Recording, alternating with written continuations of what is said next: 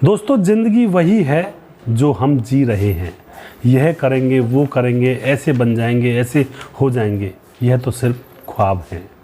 हम ख्वाबों के चक्कर में आने वाले समय का इंतज़ार करते रहते हैं कि आने दो, समय आएगा, फिर हम ऐसा करेंगे, वो करेंगे, ये बन जाएंगे और हम खुश हो जाएंगे। उस चक्कर में हम अपने वर्तमान समय को जीना भूल जाते हैं और क्या पता आने वाले समय में वो काम बने या ना बने, तो फिर यहाँ पर डबल नुकसान है। आने वाला समय भी खराब हो गया और वर्तमान समय को आगे आने वाले समय के ऊपर जी रहे हैं, तो दोनों ही समय खराब हो गए। तो मेन बात ये है कि जो जीवन अब है उसको अभी इसी क्षण जिएं, आने वाले भविष्य के ऊपर निर्भर ज़्यादा ना रहें। हाँ ठीक है, प्लानिंग करें, लेकिन उसके ऊपर अपनी अब की खुशियों को निछावर ना कर दें। दोस्तों, आज की घटना जो है बड़ी ही रुला देने वाली घटना है। यहाँ पर यह किस्सा है तो 1920 का, लेकिन जब मैं इसको न्यूज़पेपर में पढ़ रहा था तो मैंने सोचा यह कहानी आप लोगों के समक्ष लानी चाहिए।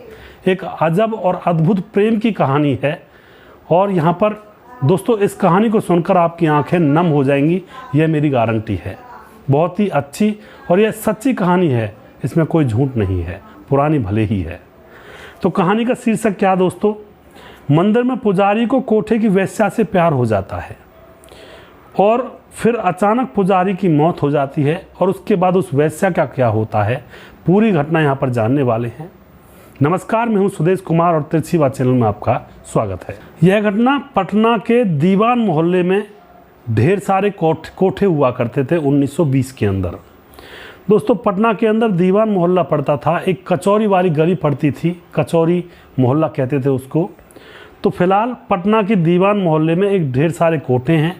उन कोठों में एक कोठा अलग से है जो बहुत ही ज़्यादा बड़ा है, जिसकी चमक दमक और कोठों से अलग है, और उसके अंदर जो लड़की रहती है उसके ऊपर सारे सेठ साहूकार अपनी पलकें बिछा कर रहते हैं, मरते हैं एक तरह से। उस कोठे के अंदर एक लड़की रहती है जिसका नाम होता है तन्नो बाई।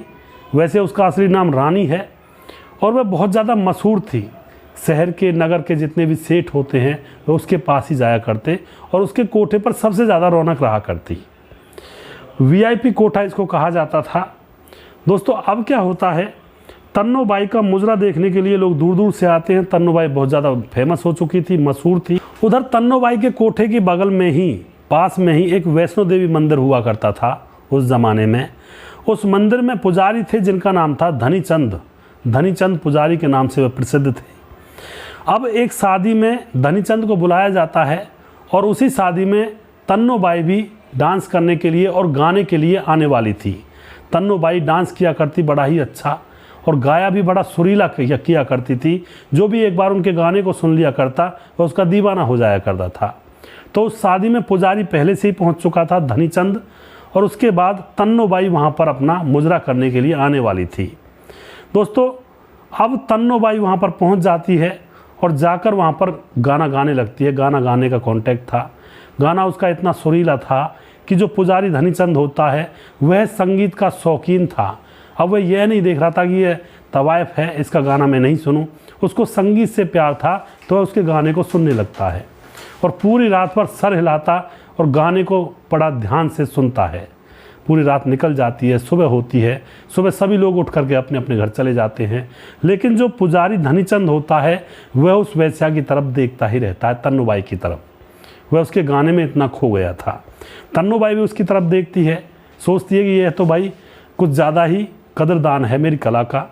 पता लगाती है तो पता लगता है तन्नो बाई को यह तो पुजारी है। लेकिन अभी तन्नो बाई उससे कुछ नहीं कहती है। तन्नो बाई भी तैयार होकर के सारा सामान समेटती हैं और अपने कोठे पर पहुंच जाती है। अब तन्नो बाई जहां भी अपना प्रोग्राम करती, उस प्रोग्राम में धनीचंद पहुंच जाया करता, क्योंकि उसको उसका गाना सुनने की बड़ी ही दिलचस्पी हुआ करती थी गाने के अंदर। तन्नो बाई धनीचंद को देखती है कि हर प्रोग्राम में यह आता है। अब तन्नो बाई उससे सलाम करने लगती है। तो उसके बाद दोस्तों अब कुछ दिन और गुजरते हैं तो हर प्रोग्राम में वह पहुंचता। अब तन्नो बाई उसके लिए, जो पुजारी था, उसके लिए कुर्सी सबसे आगे डलवा दिया करती। लेकिन अभी तक इनकी बातचीत नहीं हुई थी, दोनों बस ऐसे ही ऊपर ऊपर से काम मतलब हो रहा था। यहाँ पर कुर्सी सबसे आगे डलवा दिया करती और वहाँ पर आकर के जो पुजारी धनीचंद है आकर बैठा करता और उसके गाने को सुना करता। तन्नो बाई को भी बड़ा मज़ा आता जब पुजारी धनीचंद वहाँ पर आता, उसके गानों को सुना करता।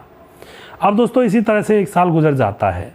हर प्रोग्राम में पुजारी जाता तन्नूबाई के हर प्रोग्राम में और सुनता उसके गानों को और उसके नृत्य को देखता।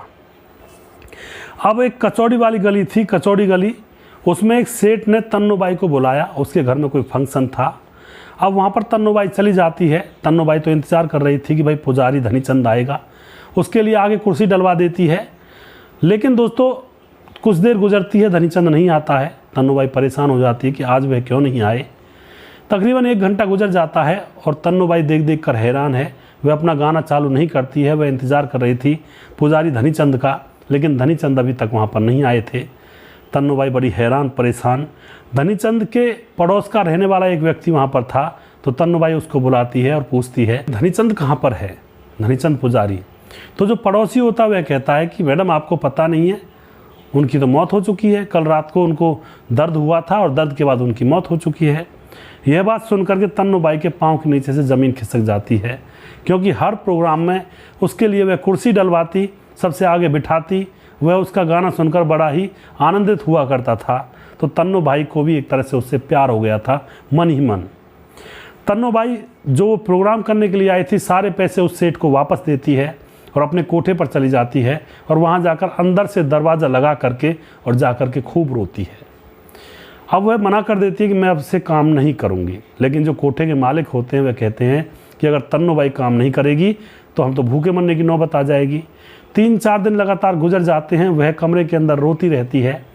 फिर क्या होता है, 5वें-6ठे दिन वह अपने एक आदमी को उस धनीचंद पुजारी के घर पर उसकी पत्नी के पास भेजती है कि जाओ उसकी खैर खैरियत लाग लेकर आओ। तो वह आदमी जाता है धनीचंद की पत्नी के पास और वहाँ पर धनीचंद की पत्नी उसको एक रुमाल देती है। उस रुमाल के अंदर एक पान रखा हुआ था और कहती है कि यही उनके जेब में से निकला था। दोस्तों वह आदमी उस रुमाल को, पान वाले रुमाल को लेकर तन्नूबाई के पास पहुंचता है और उसको देता है कि यही उनके जेब में से निकला था। तन्नूबाई उस रुमाल को और उस रुमाल में रखे हुए पान को देखकर और ज़ोर से रोने लगती है, क्योंकि वह कहती है यह तो मैंने ही उसको पान दिया था एक फंक्शन में और उसने यह ले करके अपने रुमाल में लपेट करके और सर से लगा करके और अपनी जेब में रख लिया था।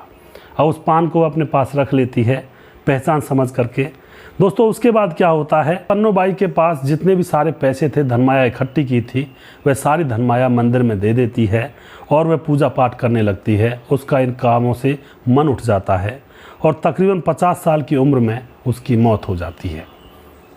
तो यह बहुत पुरानी प्रेम कहानी है जो कि सच्ची है इस पुजारी और इस वैश्या की। दोस्तों लोगों की आंखों में भी आंसू आ गए थे जब यह कहानी उस समय के इतिहासकारों ने, उस समय के जो रचनाकार होते हैं उन्होंने जब बताई थी लोगों को, और जब वहाँ कर के लोगों ने देखा था इस प्रेम कहानी को, तो सभी लोगों की आंखें नम थीं। तो यहाँ पर आप जो भी कुछ कहना चाहते हैं इस घटना के बारे में अपनी राय कमेंट बॉक्स में लिख सकते हैं। दोस्तों हमारे चैनल पर सभी जो घटनाएँ होती हैं वो असली होती हैं, बहुत मेहनत करनी पड़ती है, खोजबीन करके इन चीज़ों को लेकर आता हूँ। आप सभी सपोर्ट किया करें और आपके सहयोग के बिना कुछ भी नहीं है। अगला प्रोग्राम जल्दी फिर से लेकर आऊँगा, तब तक आप खुश रहें, सावधान रहें और एक दूसरे के साथ प्यार बांटते रहें, जिससे कि ज़माना आपको याद करे 100 साल बाद तक भी। जय हिंद, जय भारत।